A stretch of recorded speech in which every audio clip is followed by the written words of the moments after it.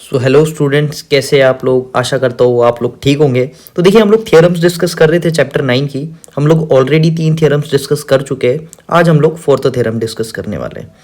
देखिए, fourth theorem जो है वो कहती है the line drawn through the centre of the circle to bisect chord is perpendicular to the chord. देखिए, यहाँ पर पहले तो हमारे पास एक कॉर्ड गिवन है, ठीक है। ये कॉर्ड है, कॉर्ड ए बी। हम लोगों ने सेंटर से एक लाइन ड्रॉ करी है जो बाइसेक्ट कर रही है कॉर्ड को, मतलब जो ओ एम लाइन है वो बाइसेक्ट कर रही है कॉर्ड को। अगर देखा जाए तो A M is equals to B M, हमें ये कंडीशन दी हुई है। हमें प्रूफ करना है कि ये जो ओ एम लाइन है वो परपेंडिकुलर है कॉर्ड ए बी की। ओ एम जो लाइन है वो परपेंडिकुलर है कॉर्ड ए बी के। अर्थात ये है कि ए एम ओ या B M O, A M O या फिर बी एम ओ, हम लोगों को इन दोनों में से एक एंगल 90 प्रूफ करना है। अगर हम लोग ये प्रूफ कर देते तो हम लोग ये बोल पाएंगे कि ए एम लाइन जो है, ओ एम लाइन जो है वो परपेंडिकुलर है कॉर्ड ए बी के। तो चलिए स्टार्ट करते हैं। सबसे पहले गिवन है हम लोगों के पास a circle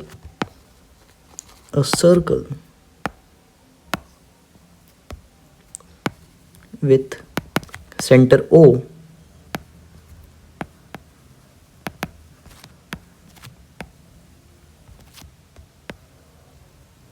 and radius r where OM bisects AB, that is AM is equals to BM।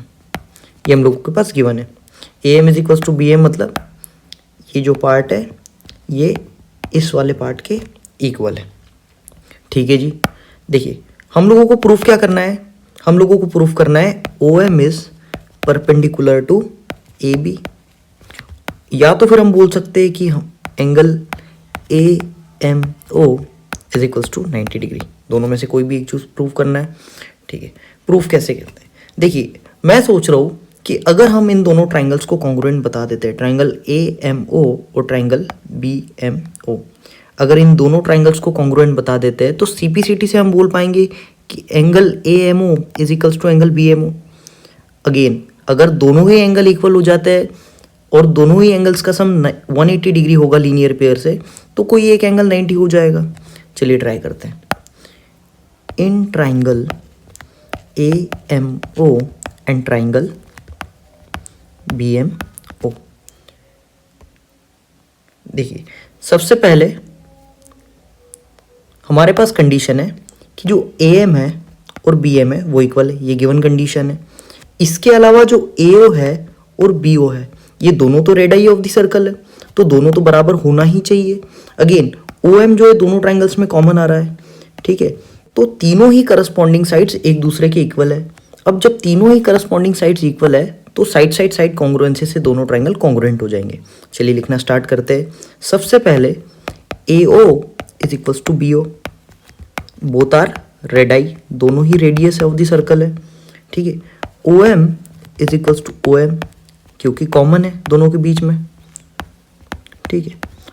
और AM is equals to BM, ये तो गिवन कंडीशन है, ठीक है। ये तो गिवन कंडीशन है, ये देखिए ये वाली कंडीशन। अच्छा, अब हम बोल सकते हैं कि by side congruency, by side congruency triangle AMO is congruent to triangle BMO। अब जैसे ही दोनों ट्राइंगल कॉन्ग्रुएंट होते हैं तो बाय सीपीसीटी हम लोग ये बोल सकते हैं, कि angle AMO is equals to angle BMO। हम लोगों ने अभी तक क्या प्रूफ कर दिया है, बाय सीपीसीटी हमने बोल दिया है कि angle AMO is equals to angle BMO, मतलब कि ये वाला एंगल और ये वाला एंगल बराबर है।